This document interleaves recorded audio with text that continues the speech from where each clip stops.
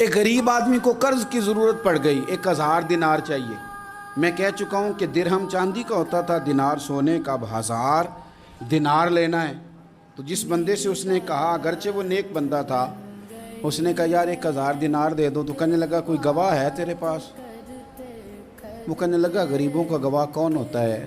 ہاں ایک گواہ ہے۔ کہا کون؟ کہا میرا رب، وہ تیرے اور میرے بیچ گواہ ہے۔ اس نے کہا کوئی کفیل، اگر تو پیسے نہ دے سکے تو وہ بعد میں دے دے، یا تجھے کچھ ہو جائے تو وہ دے دے۔ اس نے کہا کفیل بھی میرا اللہ ہی ہے، میرے پاس اگر ہے تو رب کریم کا نام ہے، اگر اعتماد کر سکتا ہے تو کر لے۔ بندہ نیک تھا، اس نے کہا رب کے نام پہ، رب کی کفالت پہ، اللہ کو گواہ بنا کے میں تیار ہوں تجھے 1000 دینے۔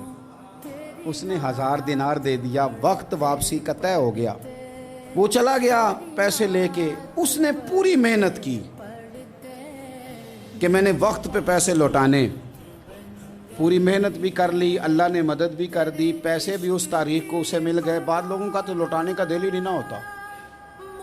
فرمایا حدیث پاک میں کہ تو لوٹانے کا ارادہ کر، رب تیری مدد بھی فرمائے گا۔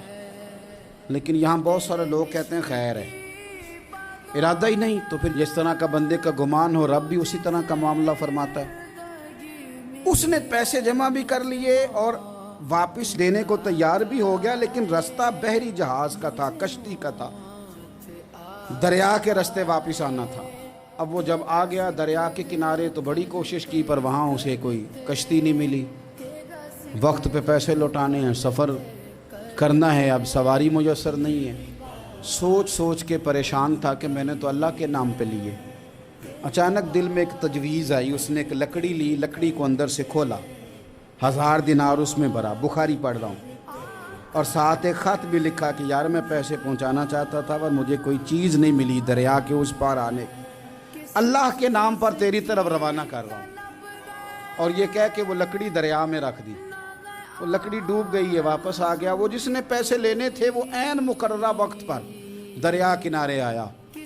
صبح سے سر شام تک اس نے انتظار کیا۔ دل ڈھلنے لگا تو دل میں خیال آ گیا کہ یار نہیں، اس نے دینے ہی نہیں، جھوٹا وعدہ کر گیا، پہنچا ہی نہیں وقت پہ۔ اب جب واپس لوٹنے لگا تو اچانک دریا میں ایک لکڑی تیرتی ہوئی دکھائی دی۔ کہنے لگا لے جاتا ہوں، شام کو روٹیاں پکانے کے کام آئے گی، ایندھن بنا کے جلا لوں گا، ہنڈیا پک جائے گی۔ لکڑی اٹھا کے جلانے کے لیے گھر لایا، گمان تھا کہ وہ نہیں آیا وعدہ کر کے، اللہ کو کفیل اور وکیل بنا کے اور گواہ بنا کے پھر بھی نہیں آیا۔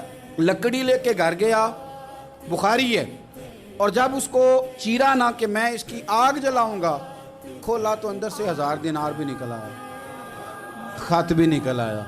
اب ذرا سمجھنا، اس کے دل میں بات کس نے ڈالی کہ تو لکڑی میں پیسے ڈال دے؟ اللہ نے۔ اس بندے کو مقررہ وقت پہ کنارے بھیجا کس نے؟ لکڑی صرف اسی کے ہاتھ آئی تو یہ بندوبست کیا کس نے؟ اللہ نے۔ گھر جا کے چیری تو پیسے بحفاظت اس تک پہنچائے کس نے؟ تو پھر ہمیں بھی توجہ اللہ کی جانب ہی کرنی چاہیے، ہمارے پہ دل کی توجہ رب کی طرف ہی ہونی چاہیے نا۔ ہمیں ادھر ادھر جانے کی، دیکھنے کی، بندوں پر غور کرنے کی ضرورت کیا ہے؟ وہ پیسے پہنچ گئے، یہ وہاں اپنی جگہ پہ پریشان تھا۔ اس نے 1000 دینار اور جمع کیا۔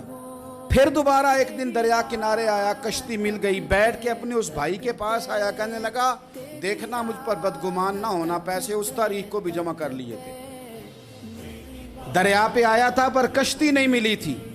پھر میں نے نا لکڑی میں ڈال کے خط ڈال کے تیری طرف بھیج بھی دیے تھے، لیکن آج میں پھر لے کے آ گیا ہوں۔ وہ کہنے لگا خوش ہو جا، جس رب کو تو نے میرا اور اپنا گواہ بنایا تھا اس رب نے میرے تک پہنچا بھی دیے ہیں۔